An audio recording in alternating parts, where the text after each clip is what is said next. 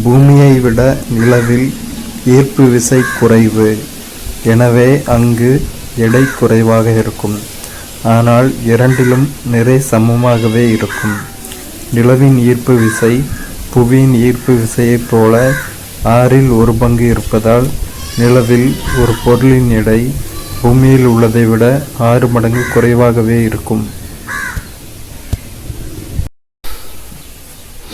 மணல் கடிகாரம். முற்காலத்தில் மக்கள் பகல் நேரத்தை கணக்கிட மணல் கடிகாரம் மற்றும் சூரிய கடிகாரத்தை பயன்படுத்தினர். தரையில் நடப்பட்ட ஒரு குச்சியின் நிழலினை கொண்டும் நேரத்தை கணக்கிட முடியும். மணல் நிரப்பப்பட்ட சிறிய துளையுடைய பாத்திரத்தை கொண்டும் காலத்தை கணக்கிடலாம். அந்த பாத்திரத்தில் உள்ள மணலானது கீழே விழ ஆரம்பிக்கும். இதனை பயன்படுத்தி காலத்தை கணக்கிடலாம். ஸோ மணல் கடிகாரம் இப்படி தான் இருக்கும். ரெண்டு கண்ணாடி மாதிரி இருக்கும். மேலே உள்ள இதிலிருந்து மண் ஃபுல்லாக ஃபில் பண்ணி வச்சுருப்பாங்க. உள்ளே இருக்கிற சின்ன துளை மூலமாக மண் கீழே விழ ஆரம்பிக்கும். கீழே விழுற நேரத்தை வச்சு அதோட நேரத்தை கணக்கிடுவாங்க. இதுதான் மணல் கடிகாரத்தோட பிரின்சிபல். ஓடோமீட்டர் என்பது தானியங்கி வாகனங்கள் கடக்கும் தொலைவை கணக்கிடுவதற்கு பயன்படுத்தப்படும் ஒரு கருவியாகும். மெட்ரிக் முறை அலகுகள் அல்லது திட்ட அலகுகள் 1790 பிரெஞ்சு நாட்டினரால் உருவாக்கப்பட்டது. தற்காலத்தில் நீளத்தை அளவிட பயன்படுத்தப்படும் அளவுகோல் 16ஆம் நூற்றாண்டில் வில்லியம் பெட்வெல் என்ற அறிவியல் அறிஞரால் கண்டுபிடிக்கப்பட்டது. பிரான்ஸ் நாட்டின் தலைநகர் பாரிஸில் உள்ள எடைகள் மற்றும் அளவீடுகளுக்கான அனைத்துலக நிறுவனத்தில் பிளாட்டினம் இரிடியம் லோக கலவையிலான படித்தர மீட்டர் கம்பி ஒன்று வைக்கப்பட்டுள்ளது. இந்த மீட்டர் கம்பியின் நகல் ஒன்று டெல்லியில் உள்ள தேசிய இயற்பியல் ஆய்வகத்தில் வைக்கப்பட்டுள்ளது.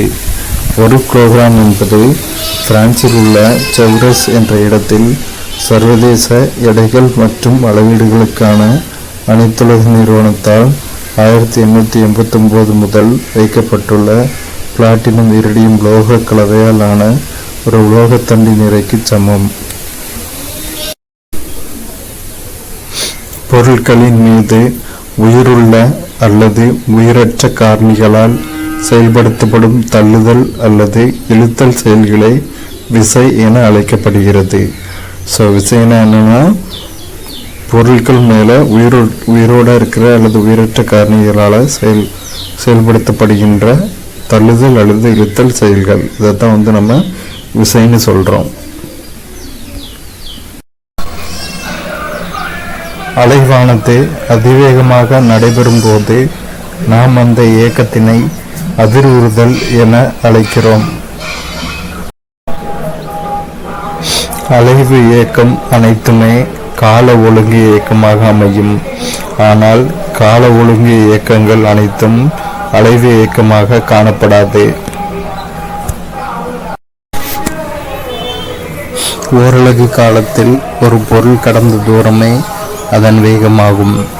ஒரு பொருளானது d தொலைவினை t கால இடைவெளியில் கடந்தால் வேகம் s கடந்த தொலைவு d by எடுத்துக்கொண்ட காலம் t is equal to d/t.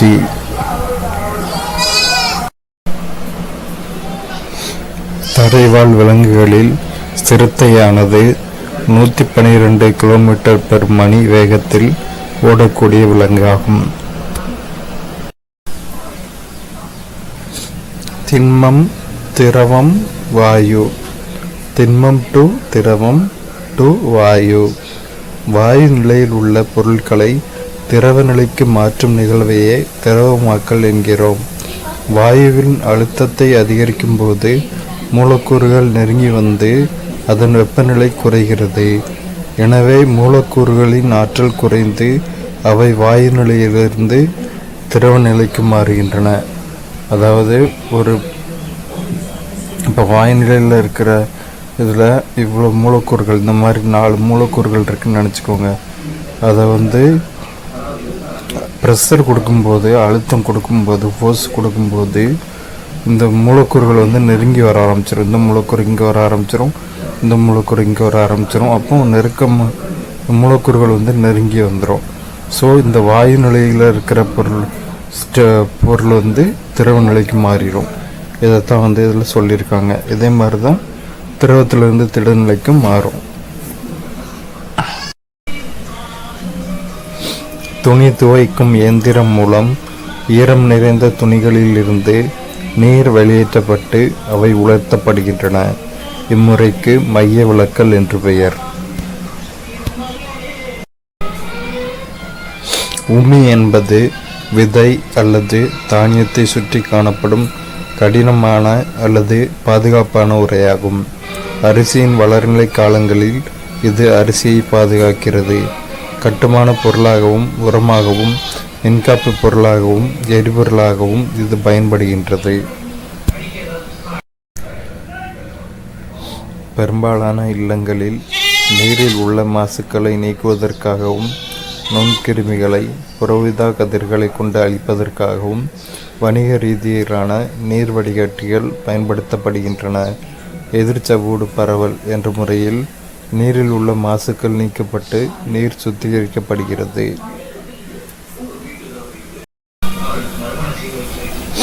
Victoria அமேசோனிகா என்ற தாவரத்தின் இலைகள் 3 மீட்டர் விட்டம் வரை வளரக்கூடியவை. நன்கு வளர்ச்சியடைந்த இலையின் மேற்பரப்பு 45 கிலோகிராம் எடை அல்லது அதற்கு இணையான ஒருவரை தாங்கும் திறன் கொண்டது. ஸோ இந்த தாவரம் நீர்வாழ் தாவரம். இதோட இலையோட விட்டம் எவ்வளோ இருக்குமானா 3 மீட்டர் இருக்குமா. இது மேலே ஒரு பர்சன் உட்கார்ந்தா அந்த பர்சன் 45 கிலோகிராம் எடை வரை தாங்கும் திறன் கொண்டது நீரில். தாவரங்களை வகைப்படுத்துதல். பூவின் அடிப்படையில் தாவரங்களை 2 வகைகளாக பிரிக்கலாம். அவை பூக்கும் தாவரங்கள் மற்றும் பூவா தாவரங்கள் ஆகும். சூரியகாந்தி பூக்கும் தாவரம், ரிக்ஸியா பூவா தாவரம். விதை அமைந்திருக்கும் அடிப்படையில் தாவரங்களை 2 வகைகளாக பிரிக்கலாம். அவை ஆஞ்சியோஸ்போம்கள், மூடி விதை தாவரங்கள், விதைகள் கனிகளில் புதைந்திருக்கும், மற்றும் ஜிம்னோஸ்போம்கள், திறந்த விதை தாவரங்கள், விதைகள் கனிகளில் புதைந்திருக்காது. மூடிய விதை தாவரம், சைகஸ் திறந்த விதை தாவரம். இதுதான் தாவரங்களின் வகை, பூவின் அடிப்படையில் மற்றும் விதை அமைந்திருக்கும் அடிப்படையில். தாமரையின் இலைக்காம்பில் உள்ள காற்று இடைவெளிகள் ஏர் ஸ்பேசஸ். அவை நீரில் மிதக்க உதவுகின்றன. ஸோ இதான் தாமரையோட இலைக்காம்பு. இதில் இந்த புள்ளியாக தெரியுதுல்ல, அதான் ஏர் ஸ்பேசஸ். இந்த ஏர் ஸ்பேசஸ் இருக்கிறதுனால தான் தாமரை பூ தண்ணியில் மிதக்குது. உலகில் மிக நீளமான நதி நைல் நதியாகும். இது 6650 கிலோமீட்டர் நீளம் உடையது. இந்தியாவிற்குள் பாயும் மிக நீளமான நதி கங்கையாகும். இதன் நீளம் 2525 கிலோமீட்டர். 25 2020 மாதிரி 25 470 மில்லியன் ஆண்டுகளுக்கு முன் உருவான நிலவாழ் தாவரங்கள் மாஸ்கள் மற்றும் லிவர் ஓட்ஸ்கள் ஆகும். தென் அமெரிக்காவில் உள்ள அமேசான் மலைக்காடுகள் உலகிற்கான ஆக்சிஜன் தேவையில் பாதியை உற்பத்தி செய்கின்றன. ஸோ நம்ம வேர்ல்டு மேப்பில் பார்த்தா வட அமெரிக்கா எங்கே இருக்கும், தென் அமெரிக்கா எங்கே இருக்கும். தென் அமெரிக்காவில் தான் அமேசான் ஃபாரஸ்ட் அதிகமாக இருக்குது. அமேசான் ஃபாரஸ்ட் ஃபுல்லாக காணப்படுது. இந்த அமேசான் ஃபாரஸ்டில் இருந்து half of the oxygen for world life, உலகத்திற்கு தேவையான ஆக்சிஜனில் பாதி ஆக்சிஜன் அமேசான் காடுகளில் இருந்து தான் உற்பத்தி செய்யப்படுது. ஒவ்வொரு ஆண்டும் அக்டோபர் மாதம் முதல் திங்கட்கிழமை உலக வாழ்விட நாளாக அனுசரிக்கப்படுகிறது. ஸோ உலக வாழ்விட நாள் எப்போனா அக்டோபர் மந்தில் ஃபஸ்ட்டு மண்டே. மணல் குன்றுகளால் ஆன மிகப்பெரிய பாலைவனமான தார் பாலைவனம் இந்திய துணைக்கண்டத்தில் உள்ளது. இதன் ஒரு பகுதி வடமேற்கு இந்தியாவில் உள்ள ராஜஸ்தானிலும் மற்றொரு பகுதி கிழக்கு பாகிஸ்தானில் உள்ள பஞ்சாப் மற்றும் சிந்து மாகாணத்திலும் காணப்படுகிறது. ஒருசல் உயிரிகள் மற்றும் பலசல் உயிரிகள் இடையே உள்ள வேறுபாடுகள். ஒருசல் உயிரிகள், பலசல் உயிரிகள். ஒருசல் உயிரிகள் ஒரு செல்லால் ஆனவை. பலசல் உயிரிகள் பல செல்களால் ஆனவை. ஒருசல் உயிரிகளில் ஒரு செல்லே வாழ்க்கை செயல்கள் அனைத்தையும் மேற்கொள்கிறது. பலசல் உயிரிகளில் செல்களுக்கிடையே பணிகள் பிரிக்கப்படுகின்றன. வெவ்வேறு செல்கள் வெவ்வேறு செயல்களை செய்வதற்கேற்ப சிறப்பு அம்சங்களை பெற்றுள்ளன. ஒருசல் உயிரிகள் பொதுவாக இவை அளவில் மிகச் சிறியவை, நுண்ணோக்கியால் மட்டுமே பார்க்க இயலும். ஒருசல் உயிரிகளை மைக்ரோஸ்கோப்பில் மட்டும்தான் பார்க்க முடியும். பலசல் உயிரிகள் பொதுவாக அளவில் பெரியவை, கண்களால் பார்க்க இயலும். பலசல் உயிரிகளை வெறும் கண்களாலேயே நம்ம பார்க்க முடியும். ஒருசல் உயிரிகளில் திசுக்கள், உறுப்புக்கள் மற்றும் உறுப்பு மண்டலங்கள் கிடையாது. பலசல் உயிரிகளில் திசுக்கள், உறுப்புக்கள் மற்றும் உறுப்பு மண்டலங்கள் உள்ளன. ஒருசல் உயிரிகளில் செல்களின் அளவை அதிகரிப்பதன் மூலம் வளர்ச்சி நடைபெறுகிறது. எடுத்துக்காட்டு அமீபா, பாரமீசியம் மற்றும் யூக்ளினா. பலசல் உயிரிகளில் செல் பிரிவு மூலம் செல்களின் எண்ணிக்கை அதிகரித்து வளர்ச்சி நடைபெறுகிறது. எடுத்துக்காட்டு மண்புழு, மீன், தவளை, பல்லி மற்றும் மனிதன். பருவ மாறுபாட்டின் காரணமாக விலங்குகள் ஓரிடத்திலிருந்து வேறொரு இடத்திற்கு செல்வது வலசை போதல் எனப்படும். தமிழ்நாட்டில் வேடந்தாங்கல், கோடியக்கரை மற்றும் கூந்தன்குளம் ஆகிய இடங்களில் பறவைகள் சரணாலயங்கள் காணப்படுகின்றன. இந்த லைனில் ஸ்பெல்லிங் மிஸ்டேக் இருக்கு. கூந்தன்குளம். பல பறவைகள் வெளிநாடுகளான சைபீரியா மற்றும் ரஷ்யாவிலிருந்து வேடந்தாங்கல் வருகின்றன. அதேபோல் கோடை மற்றும் வறட்சி அதிகமுள்ள காலங்களில் நம் நாட்டு பறவைகள் வெளிநாடுகளுக்கு வலசை போகின்றன. எனவே இவை வலசை போகும் பறவைகள் என்று அழைக்கப்படுகின்றன. சில விலங்குகள் அதிகப்படியான குளிரை தவிர்க்க அனைத்து செயல்பாடுகளையும் நிறுத்தி கொண்டு உறக்கத்தில் ஈடுபடுகின்றன. இந்நிலைக்கு குளிர்கால உறக்கம், எஸ்டிவேஷன் என்று பெயர். எடுத்துக்காட்டு ஆமை. அதேவேளை சில விலங்குகள் அதிகப்படியான வெப்பத்தை தவிர்க்க அனைத்து செயல்பாடுகளையும் நிறுத்தி கொண்டு உறக்கத்தில் ஈடுபடுகின்றன. இந்நிலைக்கு கோடைகால உறக்கம், ஹைபர்னேஷன் என்று பெயர். எடுத்துக்காட்டு நத்தை. கங்காரு எலி எப்பொழுதும் நீர் அருந்துவதே இல்லை. அது தான் உண்ணும் விதைகளிலிருந்து நீரை பெறுகிறது. இந்த படத்தில் இருக்கல, இதுதான் கங்காரு எலி. இந்த எலி தண்ணி குடிக்காது, அது சாப்பிட்ற விதைகளிலிருந்தே தண்ணியை பெறுது. கார்போஹைட்ரேட்டுகளின் வகைகள். கார்போஹைட்ரேட்டுகளின் நிலை.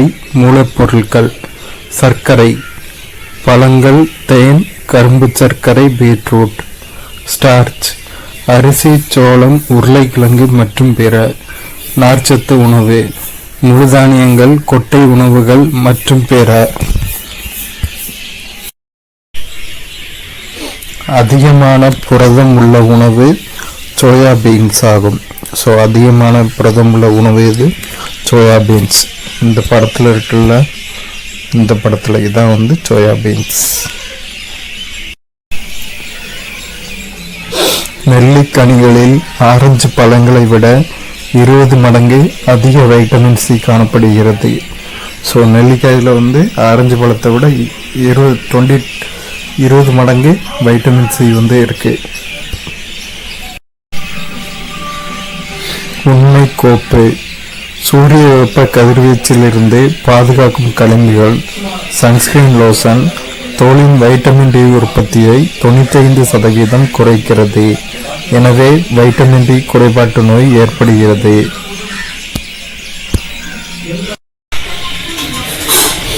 தாது உப்புகள் மற்றும் அவற்றின் பணிகள். தாது உப்புகள் பணிகள்: கால்சியம், வலுவான எலும்புகள் மற்றும் பற்கள், இரத்தம் உறைதல். பாஸ்பரஸ் வலுவான எலும்புகள் மற்றும் பற்கள். அயோடின் தைராய்டு ஹார்மோன் உற்பத்தி. இரும்பு சத்து ஹீமோகுளோபின் உற்பத்தி மற்றும் மூளை வளர்ச்சி. அதாவது கால்சியம் வலுவான எலும்புகளை உருவாக்குறதுக்கும் பற்கள் வலுவான பற்கள் உருவாக்குறதுலையும் இரத்த முறைதலையும் ஈடுபடுது. பாஸ்பரஸ் ஈடுபடுறதுக்கும் காரணமாக இருக்குது.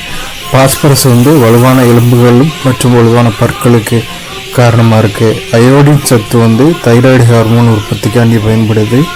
இரும்பு சத்து ஹீமோகுளோபின் உற்பத்தி, இரத்தத்தில் உள்ள ஹீமோகுளோபின் உற்பத்தி மற்றும் மூளை வளர்ச்சிக்காக பயன்படுகிறது.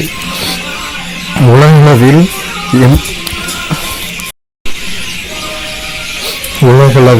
80% முருங்கைக்கீரை உற்பத்தி இந்தியாவில் தான் உள்ளது. முருங்கைக்கீரையை சீனா, அமெரிக்கா, ஜெர்மனி, கனடா, தென்கொரியா மற்றும் ஐரோப்பிய நாடுகள் இறக்குமதி செய்கின்றன. உண்மைக்கோப்பு முருங்கைக்கீரையில் vitamin A, vitamin C, potassium, calcium, இரும்பு சத்து மற்றும் புரதம் ஆகியவை நிறைந்து காணப்படுகின்றன. இது ஆக்சிஜனேற்ற தடுப்பானாகவும் உள்ளது. சமீபத்தில் இந்தியாவில் நடத்தப்பட்ட ஆய்வின்படி 14.4 மில்லியன் குழந்தைகள் உடல் பருமனுடன் இருப்பதாக தெரிய வந்துள்ளது. இந்த வகையில் இந்தியா சீனாவிற்கு அடுத்ததாக அதிக எண்ணிக்கையில் உடல் பருமன் உடையவர்களை கொண்ட நாடுகளுடன் 2வது இடத்தில் உள்ளது.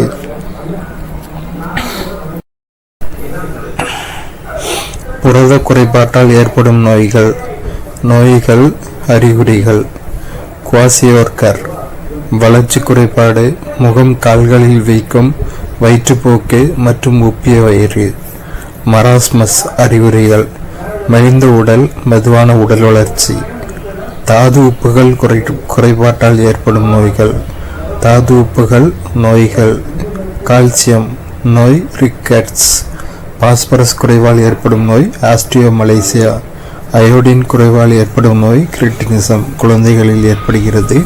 பெரியவர்களில் முன்கழுத்து கல்லறையாக ஏற்படுகிறது. இரும்பு சத்து குறைபாட்டால் ஏற்படும் நோய் இரத்த சோகை. நோய் என்பது குறிப்பிட்ட அடையாளங்கள் மற்றும் அறிகுறிகளை கொண்ட உடல் செயலியல் நிகழ்வு ஆகும். கோளாறு என்பது உடல் செயல்பாடுகளில் ஏற்படும் ஒழுங்கற்ற தன்மையாகும். பாக்டீரியா நோய்கள் பரவும் முறை. காலரா அல்லது வயிற்றுப்போக்கு, அசுத்தமான நீர். நிமோனியா அல்லது காய்ச்சல், இருமல் மற்றும் தும்மலின் போது வெளிப்படும் காற்று திவலைகளை சுவாசித்தல். டெட்டனஸ் அல்லது கக்குவான், பாக்டீரியாக்களினால் தாக்கப்பட்ட காயங்கள். காசநோய், இருமல் மற்றும் தும்மலின் போது வெளிப்படும் காற்று திவலைகளை சுவாசித்தல். டைபாய்டு அல்லது காய்ச்சல், அசுத்தமான உணவு அல்லது நீர். முதல்ல நோய்னா என்ன, கோளாறுனா என்ன, ரெண்டுக்கான வித்தியாசம் என்னன்னு பார்த்துட்டோம். பாக்டீரியா நோய்கள் பற்றியும் பார்த்துட்டோம். பரவும் முறை. ஒரு வைரஸ் டிஎன்ஏவுக்கு பதிலாக ஆர்என்ஏவை பெற்றிருந்தால் அதற்கு ரெட்ரோ வைரஸ் என்ற பெயர். ஸோ ரெட்ரோ வைரஸ்னா என்ன, டிஎன்ஏக்கு பதிலாக ஆர்என்ஏவை பெற்றிருந்துச்சுன்னா அப்படி பெற்றிருக்கக்கூடிய வைரஸ் தான் ரெட்ரோ வைரஸ். வெப்பநிலையை நாம் துல்லியமாக கணக்கிட வெப்பநிலை மானி உதவுகிறது. ஸோ வெப்பநிலையை கணக்கிட உதவும் கருவி வெப்பநிலை மானி.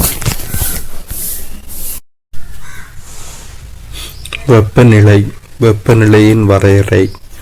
ஒரு பொருள் எந்த அளவு வெப்பமாக அல்லது குளிர்ச்சியாக உள்ளது என்பதனை அளவிடும் அளவுக்கு வெப்பநிலை என்று பெயர். வெப்பநிலையின் SI அலகு கெல்வின் ஆகும். வெப்பநிலைன்னா என்னன்னா, ஒரு பொருள் எவ்வளோ சூடாக இருக்குது, எவ்வளோ குளிர்ந்துருக்கு அப்படிங்கிறத அளக்கிற அளவுக்கு தான் வெப்பநிலையின் பேர். வெப்பநிலையோட SI அலகு கெல்வின். ஆப்பிரிக்காவில் உள்ள லிபியாவில் 1922ஆம் வருடத்தில் ஒரு நாள் காற்றின் வெப்பநிலையானது 59 டிகிரி செல்சியஸ் என கணிக்கப்பட்டிருக்கிறது. அண்டார்டிக் கண்டத்தின் வெப்பநிலை தான் உலகிலேயே மிக குறைந்த வெப்பநிலையாக அளவிடப்பட்டுள்ளது. அது தோராயமாக -89°C என கணக்கிடப்பட்டுள்ளது. வெப்பநிலை நீரின் உறைநிலைக்கு குறைவாக இருக்கும் பொழுது எதிர்க்குறி மைனஸ் உபயோகப்படுத்தப்படுகிறது. நீரின் உறைநிலை 0°C என கணக்கிடப்படுகிறது. நமது உடலின் சராசரி வெப்பநிலை 37°C ஆகும். காற்றின் வெப்பநிலை 15°C முதல் 20°C அளவில் இருக்கும் பொழுது நமது உடல் குளிர்ச்சியாக உணர்கிறது. வெப்பத்தினால் பொருளின் நீளத்தில் ஏற்படும் அதிகரிப்பு நீள்விரிவு என்றும், பொருளின் பருமனில் ஏற்படும் அதிகரிப்பு பரும விரிவு எனவும் அழைக்கப்படுகிறது. அதாவது இப்படி ஒரு பொருள் இருக்குன்னு வைங்க, இதுக்கு நம்ம ஹீட்டு கொடுக்குறோம். ஹீட்டு கொடுக்கும்போது இதோட நீளம் இந்த அளவுக்கு ஆச்சுன்னா அதை தான் நீள்விரிவுன்னு சொல்கிறோம். அதே டைம் இதோட வெயிட் பருமன் அதிகரிச்சுன்னா அதை தான் நம்ம பரும விரிவு அப்படின்னு சொல்கிறோம். சமையலறை மற்றும் ஆய்வகங்களில் பயன்படுத்தும் கண்ணாடி பொருட்கள் போரோசிலிகேட் கண்ணாடியால் உருவாக்கப்படுகின்றன, அதாவது வைரஸ் கண்ணாடி. இந்த கண்ணாடி பொருட்களை வெப்பப்படுத்தும் பொழுது மிக மிக குறைவாகவே வேறுபடுகின்றன. எனவே இவற்றில் விரிசல் ஏற்படுவதில்லை. அதாவது என்ன சொல்லியிருக்காங்கன்னா, வீட்டில் கிச்சனில் மற்றும் லேபில் யூஸ் பண்ணுற கண்ணாடி பொருட்கள் போரோசிலிகேட் கண்ணாடியால் வைரஸ் கண்ணாடியால் தயாரிக்கப்படுது. அதனால் வெப்பப்படுத்தும் போது எப்பவுமே பொருட்கள் விரிவடைவுங்களா அந்த மாதிரி இல்லாமல் ரொம்ப கம்மியாக விரிவடையுது. அதனால் இதில் விரிசல் ஏற்படுறதில்லை.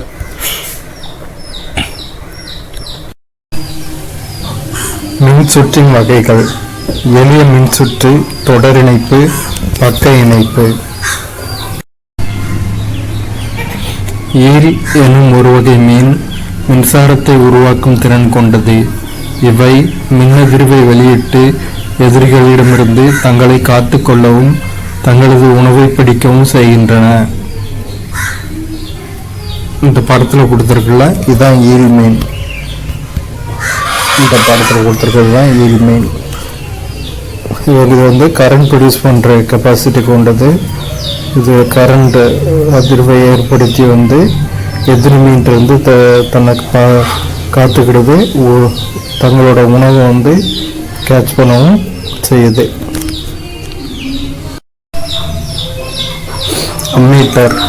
அம்மீட்டர் என்பது ஒரு மின்சுற்றில் பாயும் மின்னோட்டத்தின் அளவை அளவிடும் கருவியாகும். இக்கருவியானது சுற்றின் தொடர் இணைப்பில் இணைக்கப்பட வேண்டும். ஸோ அம்மீட்டர்னா என்னென்னா, இது இந்த படத்தில் கொடுத்துருக்கலாம், இதுதான் அம்மீட்டர். ஒரு கரண்ட் சர்க்குலேஷனில் கரண்ட் எவ்வளோ போகுது அப்படிங்கிறத மெஷர் பண்ணுறதுக்கு பயன்படுத்துகிற கருவி தான் அம்மீட்டர். இது எப்போவுமே தொடர் இணைப்பில் சீரியஸ் கனெக்ஷனில் தான் மாட்டப்பட்டிருக்கணும்.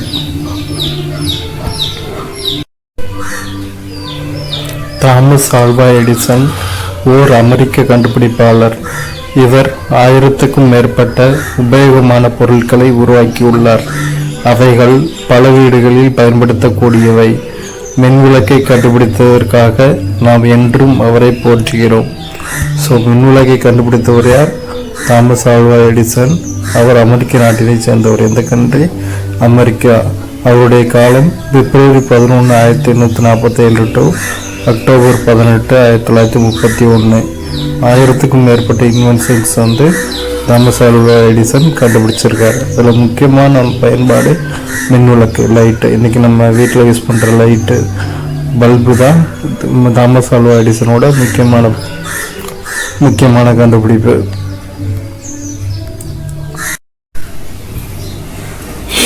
நீரின் நிலை மாற்றங்களும் அவற்றின் பெயர்களும். மாற்றம் முறை: பனிக்கட்டியை வெப்பப்படுத்தி நீராக மாற்றுதல், உருகுதல். பனிக்கட்டியை ஹீட் பண்ணி நீராக மாற்றினோம்னா அது உருகுதல். நீரை வெப்பப்படுத்தி நீராவியாக மாற்றுதல், ஆவியாதல். வாட்டரை சூடு பண்ணி ஆவியாக மாற்றினோம்னா அதுக்கு பேர் ஆவியாதல். நீராவியை குளிர்வித்து நீராக மாற்றுதல், ஆவி சுருங்குதல். அந்த நீராவியை திரும்பியும் குளிர் வச்சு நீராக மாற்றினா ஆவி சுருங்குதல். நீரை குளிர்வித்து பனிக்கட்டியாக மாற்றுதல், உறைதல். உறைதல்னா என்னன்னா, தண்ணியை கூல் பண்ணி திரும்ப பனிக்கட்டியாக மாற்றினா அது உறைதல். ஒரு திடப்பொருளை வெப்பப்படுத்தும் பொழுது திரவமாகாமல் நேரடியாக வாயுநிலைக்கு மாறுவது பதங்கமாதல் எனப்படும். உதாரணம் கற்பூரம். அதாவது சூடத்தை நம்ம கொளுத்தும் போது அது சாலிட் ஸ்டேட்ல இருந்து நேராக கேஸ் ஸ்டேட்டுக்கு போயிடும், லிக்விட் ஸ்டேட்டுக்கு இடையில போகாது. இதுதான் பதங்கமாதல் அப்படின்னு சொல்றோம், சப்ளிமேஷன். நீர் ஒரு பொது கரைப்பான். அது பெரும்பாலான பொருட்களை கரைக்கிறது. அதாவது தண்ணியில் எந்த ஒரு பொருளையும் கரைக்கலாம். அதனால அது பொது கரைப்பான் அப்படி அல்லது சர்வ கரைப்பான் அப்படின்னு அழைக்கப்படுது. தண்ணியில் மேக்சிமமான எல்லா வகையான பொருட்களையும் கரைக்கலாம். இயற்பியல் மாற்றம், வேதியியல் மாற்றம் இரண்டுக்கான வேறுபாடு.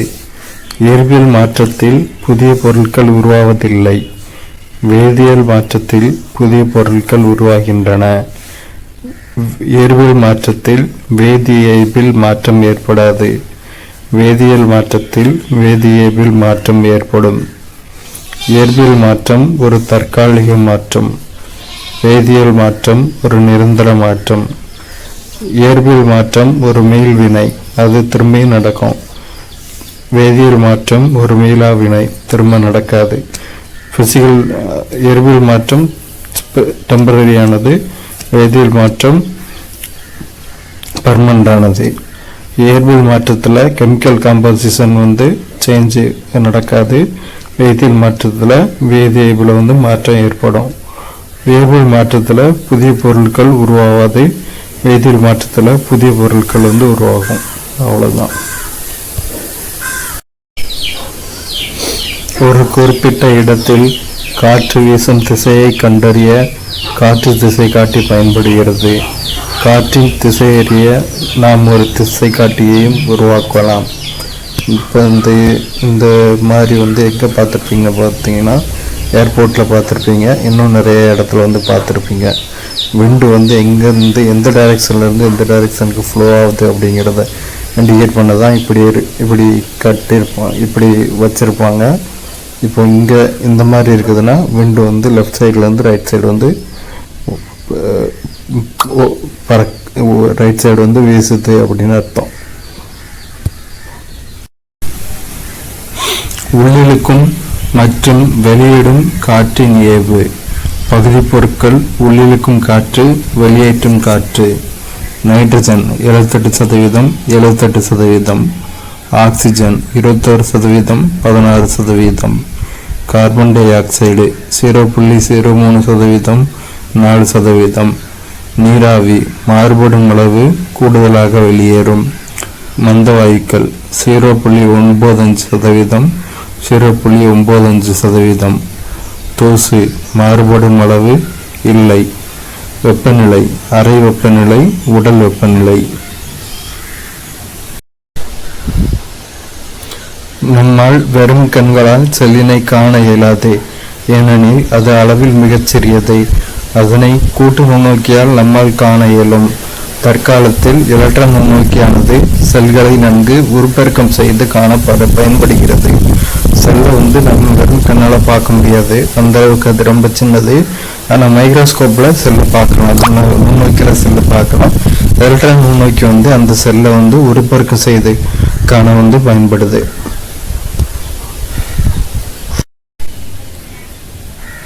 செல்லின் அளவிற்கும் உயிரினத்தின் அளவிற்கும் யாதொரு தொடர்பும் இல்லை. உதாரணமாக, யானையின் செல் சுண்டலியின் செல்லை விட மிகப்பெரியதாக இருக்க வேண்டும் என்ற அவசியம் இல்லை. அதாவது செல் எந்த பெரிய உயிரினத்தினாலும் சரி, சின்ன உயிரினத்தினாலும் சரி, பெரிய உயிரினம்னா பெரிய செல்லா இருக்கும், பெரிய அளவு பெருசா இருக்கும். சின்ன உயிரினம்னா சின்னதா இருக்கும் அப்படின்னு கிடையாது. செல்லோட அளவுக்கும் அதுக்கும் சம்பந்தம் இல்லை. செல்லோட அளவுக்கும் உயிரினத்தோட அளவுக்கும் சம்பந்தம் இல்லை. இதுதான் கொடுத்துருக்காங்க.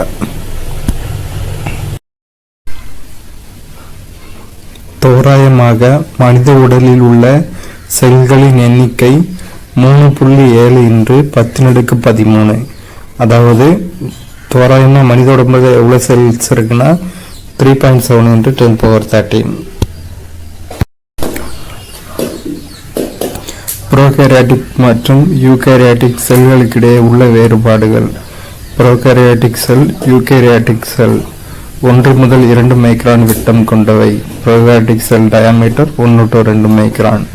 யூகாரியாட்டிக் செல் 10 முதல் 100 மைக்ரான் விட்டம் கொண்டவை. யூகாரியாட்டிக் செல்லோட டயாமீட்டர் 10 to 100 மைக்ரான். புரோகாரியாட்டிக் செல்களில் செல் நுண்ணுறுப்புகளை சுற்றி சவ்வு காணப்படுவதில்லை. செல் சவ்வு புரோகாரியாட்டிக் செல்ல காணப்படுறதில்லை. யூகாரியாட்டிக் செல்களை சுற்றி செல் நுண்ணுறுப்புகளை சுற்றி சவ்வு காணப்படுகின்றது. யூகாரியாட்டிக் செல்ல செல் சவ்வு காணப்படுது. புரோகாரியாட்டிக் செல் தெளிவற்ற உட்கரு கொண்டவை. புரோகாரியாட்டிக் செல்ல தெளிவான உட்கரு கிடையாது. யூகாரியாட்டிக் செல் தெளிவான உட்கரு கொண்டவை. புரோகாரியாட்டிக் செல்களில் நியூக்ளியோலஸ் காணப்படுவதில்லை. புரோகாரியாட்டிக் செல்ல நியூக்ளியோலஸ் இருக்காது. யூகாரியாட்டிக் செல்களில் நியூக்ளியோலஸ் காணப்படும். ஒரு தனி எலும்பு வளையாது. பல்வேறு எலும்புகள் முழங்கையில் இணைந்து கையை மடக்க உதவுகின்றன. எலும்பு எப்பவுமே வளையாது. ஆனால் பல்வேறு எலும்புகள் பிணைப்பில் இருக்கிறதுனால கையை மடக்க முடியுது. நம்மளால வளைக்க முடியாது, கையை மடக்க முடியாது. பல்வேறு எலும்புகளோட இணைப்பினால ஒரு தனி எலும்பு எப்பவுமே வளையாது.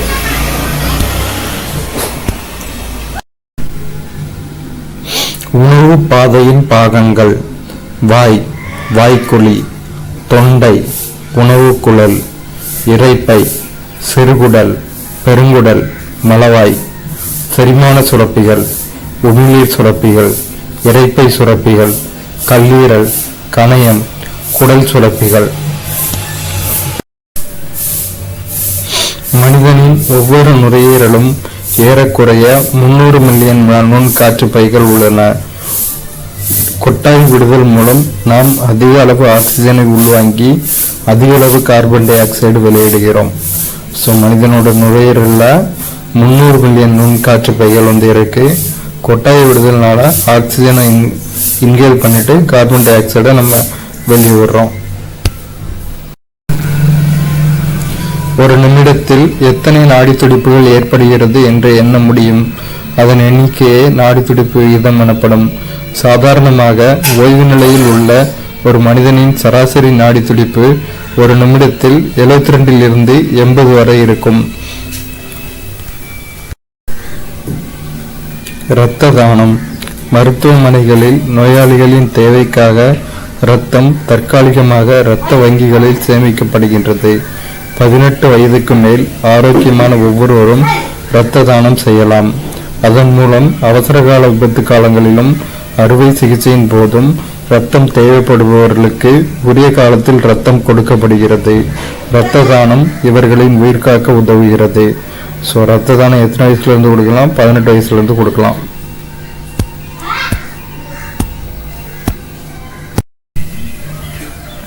மூளையில் 100 மில்லியனுக்கும் அதிகமான தகவல்களை ஒருவர் வாழ்நாளில் சேமித்து வைக்க முடியும் என்று கூறப்படுகிறது. நம் உணர்வுறுப்புகளை பாதுகாத்துக் கொள்ள நாம் செய்ய வேண்டியவை: மிக அதிகமான ஒளியிலோ அல்லது மிக குறைந்த ஒளியிலோ, மேலும் நகரும் வாகனத்தில் செல்லும் பொழுதோ படிக்க வேண்டாம். தொலைக்காட்சி, கணினி, செல்பேசி, மடிக்கணினி போன்ற ஒளித்திரைகளை அதிக நேரம் தொடர்ந்து பயன்படுத்துவதை தவிர்க்கவும். நம் கண்களை மிக கடினமாக தேய்க்க வேண்டாம்.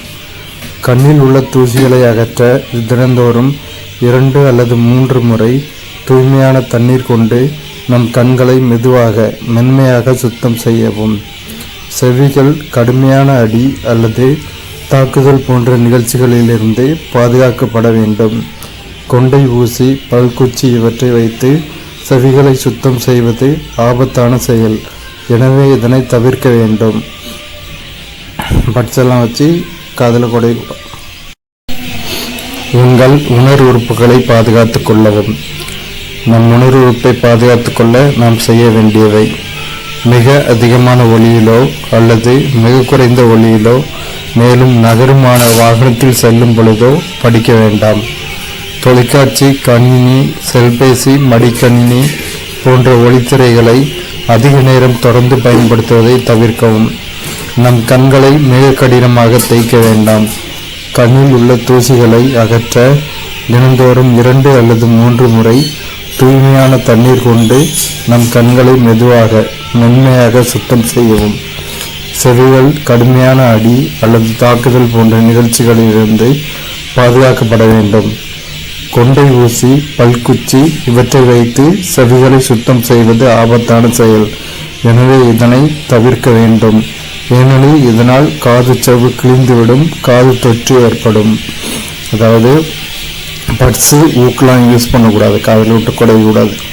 தினமும் தோலை சுத்தமாகவும் புத்துணர்ச்சியுடன் வைத்துக்கொள்ள தினமும் ஒரு முறையாவது குளிக்க வேண்டும். 2 வாட்டி குளித்தாலும் நல்லதுதான். நாளமில்லா சுரப்பிகள் இருப்பிடம்: பிட்யூட்டரி சுரப்பி மூளையின் அடிப்பகுதி, பீனியல் சுரப்பி மூளையின் அடிப்பகுதி, தைராய்டு சுரப்பி கழுத்து, தைமஸ் சுரப்பி மார்புக்கூடு, கணையம் வயிற்றின் அடிப்பகுதி, அட்ரினல் சுரப்பி சிறுநீரகத்தின் மேல், இனப்பெருக்க உறுப்புகள் இடுப்புக்குழி,